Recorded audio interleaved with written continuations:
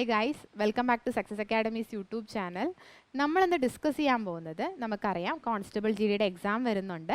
അപ്പോൾ അതിലെങ്ങനെ നമുക്ക് G K നന്നായിട്ട് അറ്റംപ്റ്റ് ചെയ്യാം, അല്ലെങ്കിൽ ഒരു നല്ല സ്കോറിൽ എങ്ങനെ നമുക്ക് എത്തിക്കാം, അതിന് വേണ്ടിയിട്ട് നമ്മൾ ഏതൊക്കെ ഏരിയാസ് മെയിനായിട്ട് ഫോക്കസ് ചെയ്യണം, ഏതൊക്കെ ഏരിയാസ് പഠിക്കണം, ഓരോ ടോപ്പിക്കിലും അല്ലെങ്കിൽ ഓരോ സബ്ജക്റ്റിലും ഏതൊക്കെ ടോപ്പിക്സ് ആണ് ഇമ്പോർട്ടൻ്റ് ആയിട്ട് പഠിക്കേണ്ടത്, സ്റ്റാറ്റിക് ജി കെയിൽ ഏതൊക്കെ ടോപ്പിക്സ് ആണ് ഇമ്പോർട്ടൻ്റ് ആയിട്ട് പഠിക്കേണ്ടത്, ഏതൊക്കെ ഏരിയാസിന് എത്ര ക്വസ്റ്റ്യൻസ് വന്നു, ഇങ്ങനെയുള്ള കാര്യങ്ങളൊക്കെയാണ് നമ്മൾ ഡിസ്കസ് ചെയ്യാൻ പോകുന്നത്. നമുക്ക് ഏകദേശം നല്ലൊരു ഐഡിയ ഉണ്ടാക്കിയിട്ട് എങ്ങനെ നമുക്ക് നല്ല രീതിയിൽ അറ്റംപ്റ്റ് ചെയ്യാം. നമുക്കറിയാം 20 ക്വസ്റ്റ്യൻസ് ആണുള്ളത് നമ്മുടെ കോൺസ്റ്റബിൾ ജി ഡിക്ക്. അപ്പോൾ അതിൽ നമുക്ക് എങ്ങനെ ഏറ്റവും നല്ല രീതിയിൽ പെർഫോം ചെയ്യാം, അല്ലെങ്കിൽ ഏതൊക്കെ ഏരിയാസിൽ നമുക്ക് നല്ല രീതിയിൽ പെർഫോം ചെയ്യാം, അതൊക്കെയാണ് നമ്മൾ ഇന്ന് ഡിസ്കസ് ചെയ്യാൻ പോകുന്നത്. അപ്പോൾ നമുക്കൊരു ബേസിക് ഐഡിയ ഉണ്ടാക്കാം. നമുക്ക് ആദ്യം എക്സാമിനെ കുറിച്ച് നിങ്ങൾ ശ്രദ്ധിച്ചേ. നമ്മുടെ എക്സാം എങ്ങനെയായിരിക്കും? പാർട്ട് എ എന്ന് പറയുന്നത് എന്താ? ഇൻ്റലിജൻസ് ആണ് അല്ലേ, ജനറൽ ഇൻ്റലിജൻസ് അല്ലെങ്കിൽ റീസണിങ് ആണ് അല്ലേ. റീസണിങ് ആണ് നമ്മുടെ പാർട്ട് എയിൽ വരുന്നത്. എത്ര ക്വസ്റ്റ്യൻസ് ഉണ്ട്? 20 ക്വസ്റ്റ്യൻസ് ഉണ്ട്. അപ്പോൾ മാക്സിമം മാർക്സ് എത്രയാണ്? 40 ആണ്. അപ്പോൾ ഒരു ക്വസ്റ്റിന് എത്ര മാർക്ക് വെച്ചാ? ശ്രദ്ധിച്ച, ഒരു ക്വസ്റ്റിന് 2 മാർക്ക് വെച്ചിട്ടാണ് അല്ലേ. ഒരു ക്വസ്റ്റിന് 2 മാർക്ക് വെച്ചിട്ടാണ്. ഒരു ക്വസ്റ്റിന് 2 മാർക്ക് വെച്ചിട്ടാണുള്ളത്. അപ്പോൾ 40 മാർക്കാണുള്ളത്. ഇനി പാർട്ട് ബി ഏതാണ്? ജനറൽ അവയർനെസ് ആണ് അല്ലേ. General knowledge and general awareness ആണ് സെക്കൻഡ് പാർട്ടിൽ വരുന്നത്. അതിനെക്കുറിച്ചാണ് നമ്മൾ മെയിനായിട്ട് ഡിസ്കസ് ചെയ്യാൻ പോകുന്നത്. ഇനി തേർഡ് പാർട്ട് ഏതായിരിക്കും? മാത്തമാറ്റിക്സ് ആണ് അല്ലേ, മാത്സ് ആണ് വരുന്നത്. ഇനി ഫോർത്ത് പാർട്ടാണെങ്കിലോ ഇംഗ്ലീഷ് അല്ലെങ്കിൽ ഹിന്ദിയാണ് വരുന്നത്. നമുക്ക് ചൂസ് ചെയ്യാം, ഇംഗ്ലീഷ് വേണോ അല്ലെങ്കിൽ ഹിന്ദി വേണോ എന്നുള്ളത് നമുക്ക് ചൂസ് ചെയ്യാം. അപ്പോൾ ജനറൽ നോളജ് അല്ലെങ്കിൽ ജനറൽ അവയർനെസ്സിനെ കുറിച്ച് നമ്മൾ മെയിനായിട്ട് പറയുമ്പോൾ നമുക്കറിയാം 20 ക്വസ്റ്റ്യൻസ് ആണ് നമുക്കുള്ളത്. അതിൽ ഓരോ ക്വസ്റ്റിനും എത്ര മാർക്ക് വെച്ചാൽ? 2 മാർക്ക് വെച്ചാണ്.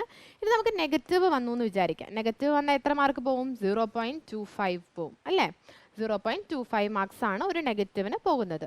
ഒരു പോസിറ്റീവ് അല്ലെങ്കിൽ ഒരു ഉത്തരം കറക്റ്റായി നമുക്ക് എത്ര മാർക്ക് കിട്ടും? നമുക്ക് 2 മാർക്ക് കിട്ടും.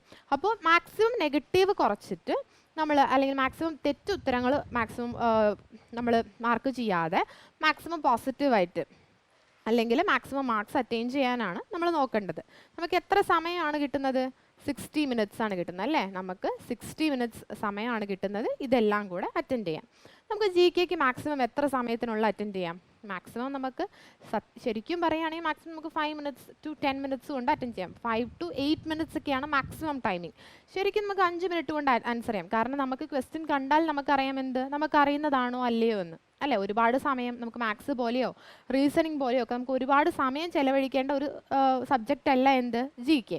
നമുക്ക് ക്വസ്റ്റ്യൻ കണ്ടാൽ നമുക്കറിയാം ആൻസർ അറിയുമോ ഇല്ലയോ എന്ന്. സോ മാക്സിമം ഒരു 5 മിനിറ്റ്സ് കൊണ്ട് തന്നെ നമുക്ക് എക്സാം, നമ്മുടെ ജി കെ പോർഷൻ നമുക്ക് കംപ്ലീറ്റ് ചെയ്യാൻ പറ്റും. ബാക്കി സമയം നമുക്ക് റീസണിങ്ങിനോ മാത്സിനോ ഏതിനാണെന്ന് വെച്ചാൽ നമുക്ക് കൊടുക്കാനും സാധിക്കും. സോ മാക്സിമം കുറവ് സമയം നമുക്ക് എന്തിനു വേണ്ടു? ജി കെക്ക് വേണ്ടു. കുറവ് സമയം കൊണ്ട് നമുക്ക് ബാക്കി എല്ലാത്തിനെ പോലെ നല്ല സ്കോർ അറ്റൈൻ ചെയ്യാനും പറ്റും. നമ്മൾ ആകെ ചെയ്യേണ്ട ഒരു കാര്യം മെയിനായിട്ട് ഫോക്കസ് ചെയ്ത് കുറച്ച് പോർഷൻസ് പഠിച്ചാൽ മാത്രം മതി. സോ ഏറ്റവും എളുപ്പത്തിൽ നമുക്ക് സ്കോർ ചെയ്യാൻ പറ്റും. 5 മിനിറ്റ് കൊണ്ട് നമുക്ക് എത്ര മാർക്സ് സ്കോർ ചെയ്യാം? 40 മാർക്സ് സ്കോർ ചെയ്യാം. 40 ഇല്ലെങ്കിൽ നമുക്ക് എത്ര മാർക്ക് സ്കോർ ചെയ്യാം? ഒരു 30 to 35 മാർക്സ് വരെ സ്കോർ ചെയ്യാൻ പറ്റും. അപ്പോൾ ഇനി നമുക്ക് ടോപ്പിക്സ് നോക്കാം. നമുക്കറിയാം നമുക്ക് ഏതൊക്കെയാണ് മെയിൻ ടോപ്പിക്സ് ആയിട്ട് വരുന്നത്. നമുക്ക് ഹിസ്റ്ററി ഉണ്ട്, പൊളിറ്റി ഉണ്ട്, ജോഗ്രഫി ഉണ്ട്, എക്കണോമിക്സ് ഉണ്ട്, പിന്നെ എന്താ ഉള്ളത്? സയൻസ് ഉണ്ട്. സയൻസ് എന്ന് പറയുമ്പോൾ ഏതൊക്കെയാണ് വരുന്നത്? സയൻസ് എന്ന് പറയുമ്പോൾ ഫിസിക്സ് ഉണ്ട് അല്ലേ. ഫിസിക്സ് ഉണ്ട്, കെമിസ്ട്രി ഉണ്ട്, പിന്നെ ബയോളജി ഉണ്ട് അല്ലേ. ഫിസിക്സ്, കെമിസ്ട്രി, ബയോളജി ഉണ്ട്. ശ്രദ്ധിച്ചേ, ഫിസിക്സ്, കെമിസ്ട്രി ആൻഡ് ബയോളജി അല്ലേ. ഫിസിക്സ്, കെമിസ്ട്രി ആൻഡ് ബയോളജി ആണ് നമുക്കുള്ളത്. ഇനി പിന്നെ ഏതൊക്കെയുള്ളത്? കറണ്ട് അഫയേഴ്സ് ഉണ്ട് അല്ലേ. കറണ്ട് അഫയേഴ്സ് ഉണ്ട്, പിന്നെ മിസ്സലേനിയസ് ഉണ്ട്. മിസ്സലേനിയസ് എന്ന് പറഞ്ഞാൽ എന്താ? നമ്മുടെ സ്റ്റാറ്റിക് ജി കെ ആണ് അല്ലേ. നമ്മുടെ സ്റ്റാറ്റിക് ജി കെ ആണ്. സ്റ്റാറ്റിക് ജി കെ നമുക്ക് അത്യാവശ്യം 5 to 6 ക്വസ്റ്റ്യൻസ് ഏതെന്നാണ് വരുന്നത്? മിസ്സലേനിയസ് അല്ലെങ്കിൽ സ്റ്റാറ്റിക് ജി കെ എന്നാണ് വരുന്നത്. പിന്നെ നിങ്ങൾ നോക്കിയേ, നമ്മൾ ഒരു ക്വസ്റ്റ്യൻ പേപ്പർ എടുക്കുകയാണെന്ന് വിചാരിക്കാം. ഒരു ക്വസ്റ്റ്യൻ പേപ്പറിന്ന് ഹിസ്റ്ററി എത്ര ക്വസ്റ്റ്യൻസ് ഉണ്ടാവും? 1 to 2 ക്വസ്റ്റ്യൻസ് ഉണ്ടാവും അല്ലേ. ഒരു ക്വസ്റ്റ്യൻ തൊട്ട് 2 ക്വസ്റ്റ്യൻസ് വരെ ഉണ്ടാവാം. ഇനി നമ്മൾ പൊളിറ്റി നോക്കുവാണെങ്കിലോ 2 to 3 ക്വസ്റ്റ്യൻസ് ഉണ്ടാവും അല്ലേ. 2 to 3 ക്വസ്റ്റ്യൻസ് നമ്മൾ ഓൾമോസ്റ്റ് നമ്മൾ സബ്ജക്റ്റ് വൈസ് നോക്കുവാണെങ്കിൽ അത്യാവശ്യം ഏറ്റവും കൂടുതൽ വരുന്നത് ഏത് ഏരിയ എന്നാണ്? നമ്മുടെ പൊളിറ്റിയിൽ നിന്നാണ് അല്ലേ. പിന്നെ ഉള്ളത് ഏതാ? ജോഗ്രഫി ഉണ്ട്. ജോഗ്രഫി ഏതാ? 2 ക്വസ്റ്റ്യൻസ് ഒക്കെ പ്രതീക്ഷിക്കാം. എക്കണോമിക്സ് ആവുമ്പോഴോ 2 to 3 ക്വസ്റ്റ്യൻസ് അല്ലേ, 2 to 3 ക്വസ്റ്റ്യൻസ് വരാം. സയൻസ് ആവുമ്പോൾ 1 to 2 ക്വസ്റ്റ്യൻസ്. സയൻസ് എന്ന് പറയുമ്പോൾ നമ്മുടെ ഫിസിക്സ്, കെമിസ്ട്രി, ബയോളജിയിൽ നിന്ന് നമുക്ക് എത്ര ക്വസ്റ്റ്യൻസ് പ്രതീക്ഷിക്കാം? 1 to 2 ക്വസ്റ്റ്യൻസ് ഒക്കെ നമുക്ക് പ്രതീക്ഷിക്കാം. ഇനി കറണ്ട് അഫയേഴ്സ് ആണെങ്കിലോ 3 to 4 ക്വസ്റ്റ്യൻസ് പ്രതീക്ഷിക്കാം. എത്ര? 3 തൊട്ട് 4 ക്വസ്റ്റ്യനുകൾ വരെ നമുക്ക് പ്രതീക്ഷിക്കാം. ഇനി മിസലേനിയസ് എന്നോ 4 to 5 ക്വസ്റ്റ്യൻസ് അല്ലേ, 4 to 5 ക്വസ്റ്റ്യൻസ്. ഏറ്റവും കൂടുതൽ എവിടെ നിന്നാണ്? മിസലേനിയസ് എന്നായിരിക്കും ഏറ്റവും കൂടുതൽ ക്വസ്റ്റ്യനുകൾ വരുന്നത്. അത് കഴിഞ്ഞാലോ പൊളിറ്റിയിൽ നിന്ന് വരും അല്ലേ. അതുപോലെ തന്നെ കറണ്ട് അഫയേഴ്സും.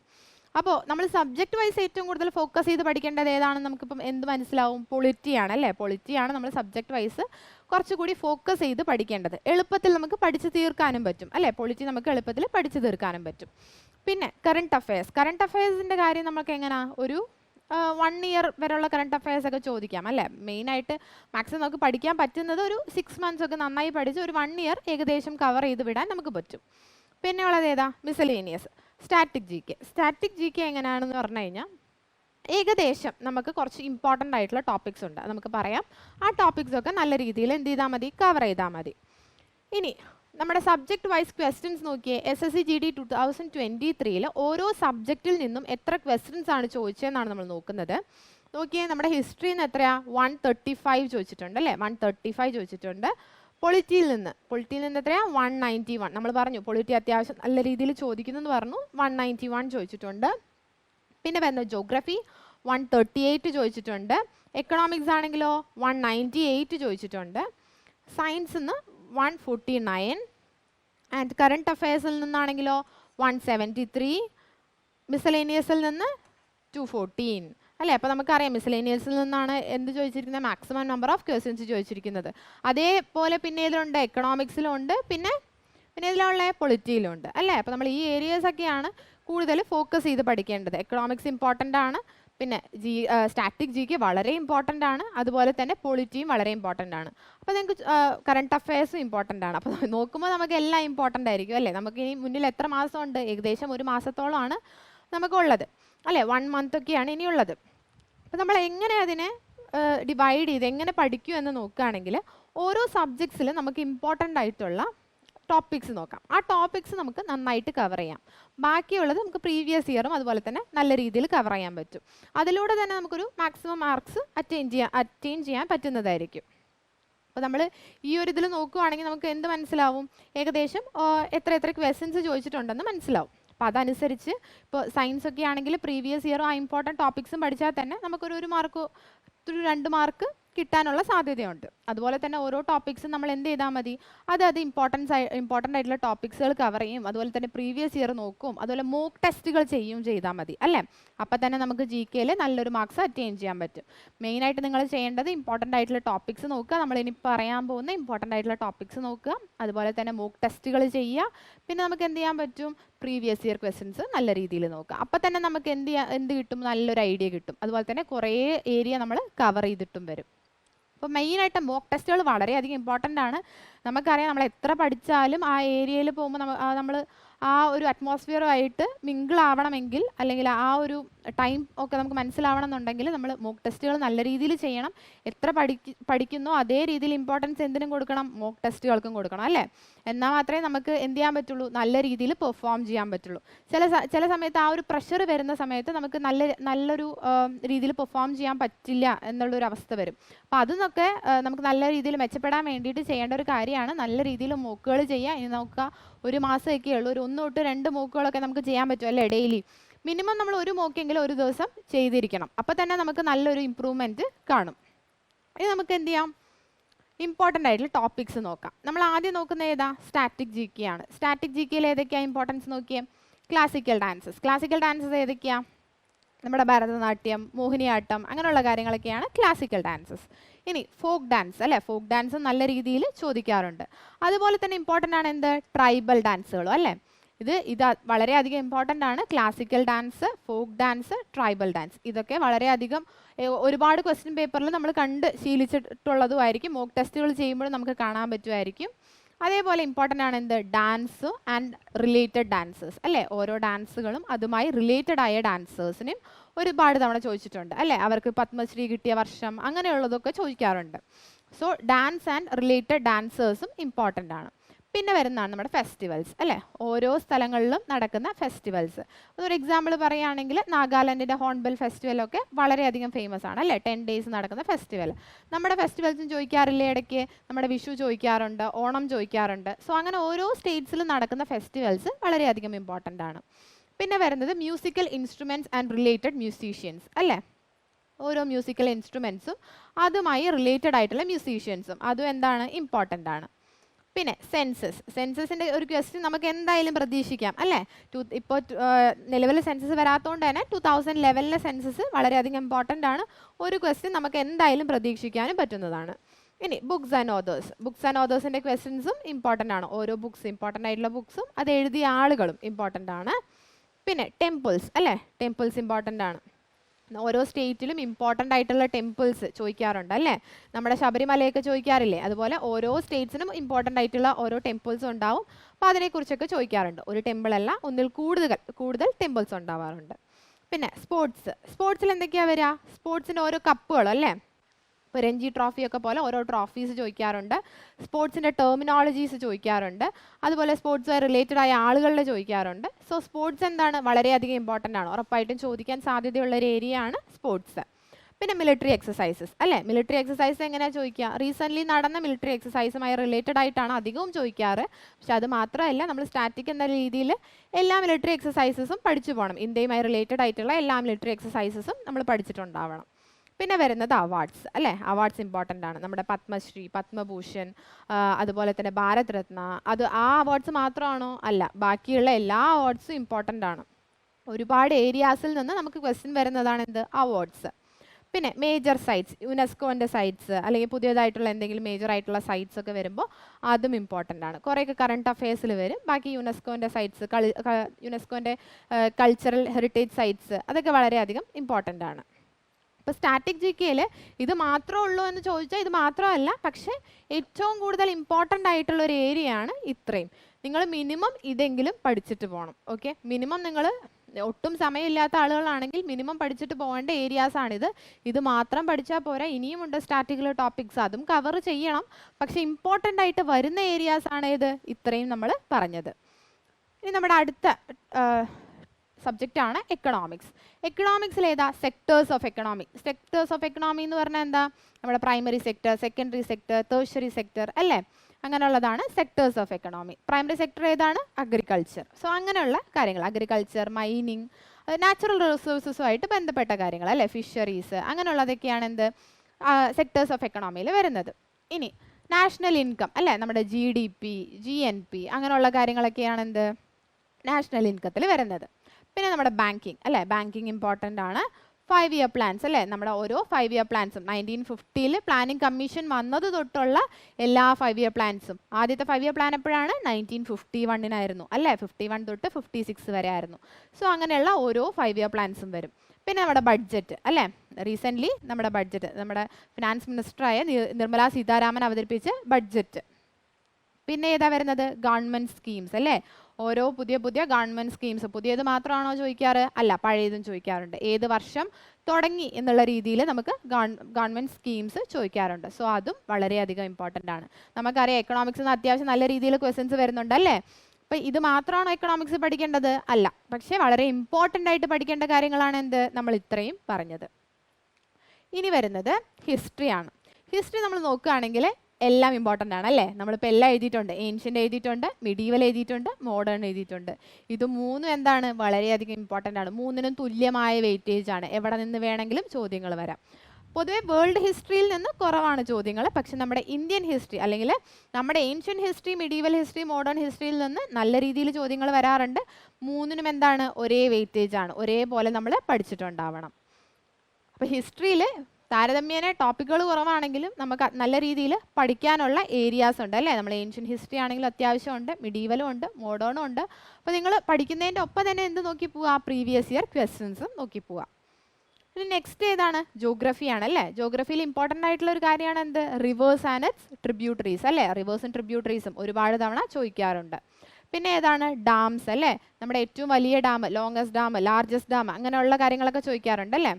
പിന്നെ ലേക്സ് അല്ലേ, നമ്മുടെ ഏറ്റവും വലിയ ലേക്ക്, ആർട്ടിഫിഷ്യൽ ലേക്കുകൾ, അങ്ങനെയുള്ള കാര്യങ്ങളൊക്കെ ലേക്സിൽ ചോദിക്കാറുണ്ട്. സോയിൽ ചോദിക്കാറുണ്ട് അല്ലേ, നമ്മുടെ സോയിൽ ചോദിക്കാറുണ്ട്. ട്രാൻസ്പോർട്ട് ചോദിക്കാറുണ്ട്, ട്രാൻസ്പോർട്ടേഷൻ ചോദിക്കാറുണ്ട്. പിന്നെ അഗ്രികൾച്ചറും അഗ്രികൾച്ചർ റവല്യൂഷൻസും ചോദിക്കാറുണ്ട് അല്ലേ, നമ്മുടെ ഇന്ത്യയിലെ അഗ്രികൾച്ചറും അഗ്രികൾച്ചർ റവല്യൂഷൻസും. അഗ്രികൾച്ചർ റവല്യൂഷൻസ് എന്ന് പറയുമ്പോൾ എന്തൊക്കെയായിരിക്കും വരിക, നമ്മുടെ ബ്ലൂ റവല്യൂഷൻ അല്ലേ, ഫിഷുമായി റിലേറ്റഡ് ആയ ബ്ലൂ റവല്യൂഷൻ വരും. ഗ്രീൻ റവല്യൂഷൻ എന്തുമായി റിലേറ്റഡ് ആണ് ഗ്രീൻ റവല്യൂഷൻ? അഗ്രികൾച്ചറുമായിട്ട്. ആരാണ് ഫാദർ? MS സ്വാമിനാഥനാണ് അല്ലേ. അപ്പോൾ ഇങ്ങനെയുള്ള ചോദ്യങ്ങളൊക്കെ വരും. പിന്നെ ഏതാണ് വരിക? ക്യാപിറ്റൽ ആൻഡ് കറൻസി അല്ലേ, country and capital and currency. ഓരോ ക്യാപിറ്റലും അതുപോലെ ക്യാപിറ്റൽ അല്ല കേട്ടോ, കൺട്രി ആണ്, കൺട്രി ആൻഡ് കറൻസി ആണ്. ക്യാപിറ്റൽ അല്ല, കൺട്രി ആൻഡ് കറൻസി. ഓരോ കൺട്രിയും അവരുടെ കറൻസിയും അല്ലേ. പ്രത്യേകിച്ച് നമ്മുടെ നൈബറിങ് കൺട്രീസിൻ്റെ കറൻസീസ് ഒക്കെ വളരെയധികം ഇമ്പോർട്ടൻ്റ് ആണ്. അത് മാത്രം പഠിച്ചാൽ പോരാ, പക്ഷേ നൈബറിങ് കൺട്രീസ് നമ്മൾ എന്തായാലും അറിഞ്ഞിരിക്കണം അല്ലേ. നൈബറിങ് കൺട്രീസിൻ്റെ കാര്യങ്ങളൊക്കെ എപ്പോഴും ചോദിക്കാറില്ലേ അല്ലേ. നമ്മുടെ നൈബറിങ് കൺട്രീസിൽ ഇമ്പോർട്ടൻ്റ് ആയിട്ടുള്ള എന്തെങ്കിലുമൊക്കെ കാര്യങ്ങൾ വരികയാണെങ്കിൽ അത് എന്തായാലും ചോദിക്കാറുണ്ട്. അപ്പോൾ നൈബറിങ് കൺട്രീസിൻ്റെ ന്യൂസൊക്കെ നമ്മൾ നല്ല രീതിയിൽ പഠിച്ചു വയ്ക്കണം. അതുപോലെ തന്നെ അവരുടെ ക്യാപിറ്റൽ, അവരുടെ കറൻസി, അങ്ങനെയുള്ള കാര്യങ്ങൾ നമ്മൾ അപ്ഡേറ്റഡ് ആയിരിക്കണം. പിന്നെ നെക്സ്റ്റ് ആണ് പൊളിറ്റി. പൊളിറ്റി നമുക്കറിയാം, പഠിക്കാൻ എളുപ്പമാണോ എന്ന് ചോദിച്ചാൽ നമുക്ക് പഠിക്കാൻ എളുപ്പമാണ് അല്ലേ. കാരണം എന്താണ്, ഒരു സ്റ്റാറ്റിക് പോലെ തന്നെയാണ് നമുക്ക് കുറേ കാര്യങ്ങൾ പൊളിറ്റിയിലുള്ളത് അല്ലേ. അതിൽ ഏറ്റവും ഇമ്പോർട്ടൻ്റ് ആണ് എന്ത്? ഇമ്പോർട്ടൻ്റ് ആർട്ടിക്കിൾസ് അല്ലേ. ഇമ്പോർട്ടൻ്റ് ആർട്ടിക്കിൾസ് അല്ല, എല്ലാ ആർട്ടിക്കിളുകളും എന്താണ്, ഇമ്പോർട്ടൻ്റ് ആണ് അല്ലേ. എല്ലാ ആർട്ടിക്കിൾസിൽ നിന്നും എന്ത് ചോദ്യം വരാറുണ്ട് അല്ലേ. ആർട്ടിക്കിൾസ് വളരെയധികം ഇമ്പോർട്ടൻ്റ് ആണ്. പിന്നെ നമ്മുടെ പ്രിയാമ്പിൾ അല്ലേ, പ്രിയാമ്പിൾ എന്താണ്, ഇമ്പോർട്ടൻ്റ് ആണ്. Sources of constitution. Sources of constitution എന്താണ്, എവിടെ നിന്നാണ് നമ്മൾ ഓരോ കാര്യങ്ങൾ ബോറോ ചെയ്തത്. ഇപ്പോൾ എക്സാമ്പിൾ എങ്ങനെയാണ് പറയുക, ഫണ്ടമെൻ്റൽ ഡ്യൂട്ടീസ് നമ്മൾ എവിടെ നിന്നാണ് കടമെടുത്തത്, അല്ലെങ്കിൽ എവിടെ നിന്നാണ് ബോറോ ചെയ്തത്? റഷ്യയിൽ നിന്നാണ് അല്ലേ. അപ്പോൾ ഇങ്ങനെയുള്ള ഓരോ ക്വസ്റ്റ്യൻസും എന്തിന് വരാറുണ്ട്, നമ്മുടെ എക്സാമിന് വരാറുണ്ട്. പിന്നെ ഇമ്പോർട്ടൻ്റ് അമെൻമെൻറ്റ്സ് അല്ലേ, അമെൻമെൻറ്റുകൾ വളരെയധികം ഇമ്പോർട്ടൻ്റ് ആണ് അല്ലേ. അമെൻമെൻറ്റ്സും ഒരുപാട് ക്വസ്റ്റ്യനിൽ വരാറുണ്ട്. പിന്നെ പ്രസിഡന്റ്, നമ്മുടെ പ്രസിഡന്റിന്റെ കാര്യങ്ങൾ വളരെയധികം ഇമ്പോർട്ടൻ്റ് ആണ്, പ്രസിഡന്റുമായി റിലേറ്റഡ് ആയിട്ടുള്ള കാര്യങ്ങൾ. ഇപ്പോൾ പ്രസിഡന്റ് ആർട്ടിക്കിൾ ആണെങ്കിൽ ഇംപീച്ച്മെന്റ് അല്ലേ, പ്രസിഡന്റ് ഇംപീച്ച്മെന്റ് ഏത് ആർട്ടിക്കിളാണെന്ന് നമ്മൾ ഒരുപാട് തവണ ചോദിക്കാറുണ്ട്. ഇംപീച്ച്മെന്റ് ഏത് ആർട്ടിക്കിളാണ്? 61 അല്ലേ. അപ്പോൾ അങ്ങനെയുള്ള കാര്യങ്ങൾ ചോദിക്കാറുണ്ട്. അതുപോലെ ഓത്ത്, പ്രസിഡന്റ് ഓത്ത് എത്രാമത്തെ ആർട്ടിക്കിളാണ്? 60ാമത്തെ ആർട്ടിക്കിളാണ് അല്ലേ. അപ്പോൾ ഇങ്ങനെയുള്ള കാര്യങ്ങൾ ഒരുപാട് ചോദിക്കാറുണ്ട്. അപ്പോൾ പൊളിറ്റിയിൽ ഏറ്റവും ഇമ്പോർട്ടൻ്റ് ആയിട്ടുള്ള കാര്യങ്ങൾ ഇത്രയുമാണ്. ഇത് നിങ്ങൾ എന്തായാലും പഠിക്കണം. എല്ലാ എക്സാംസിനും, SSCയുടെ എല്ലാ എക്സാംസിനും ഈ ഏരിയയിൽ നിന്നൊക്കെ ഒരുപാട് ക്വസ്റ്റ്യൻസ് വരാറുണ്ട്. പൊളിറ്റിയിൽ ഇനിയും കുറച്ചുകൂടെ ടോപ്പിക്സ് ഉണ്ട്, പക്ഷേ ഇത്രയും വളരെ വളരെ ഇമ്പോർട്ടൻ്റ് ആണ്. പൊളിറ്റിയിൽ നിന്ന് നമുക്ക് ഒരു 5 തൊട്ട് 6 വരെയൊക്കെ ക്വസ്റ്റ്യൻസ് ചിലപ്പോൾ വരാറുണ്ട്. അത്രയും നമുക്ക് ഉറപ്പായും വരും എന്ന് പറയാൻ പറ്റുന്ന ഒരു ഏരിയ ആണ് പൊളിറ്റി. അപ്പോൾ നല്ല ഫോക്കസ് കൊടുത്ത് നമ്മൾ പൊളിറ്റി പഠിക്കണം.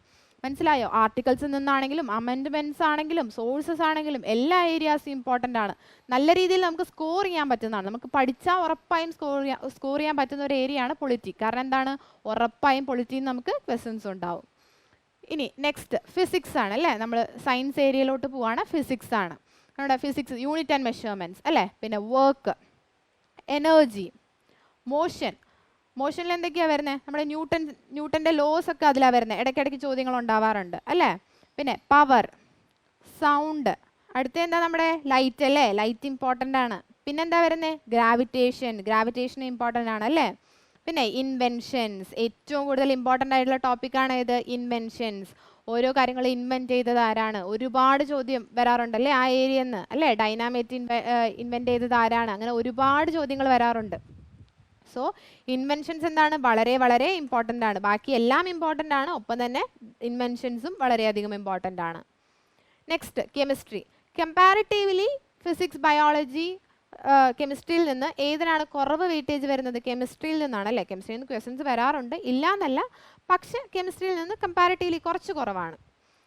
എന്നാൽ വരാറില്ലേ? ഏത് ഏരിയ ഏറ്റവും കൂടുതൽ വരുന്നത്? കെമിക്കൽ ഫോർമുലാസും ഒരുപാട് വരാറുണ്ട്, കെമിക്കൽ നെയിംസും ഒരുപാട് വരാറുണ്ട്.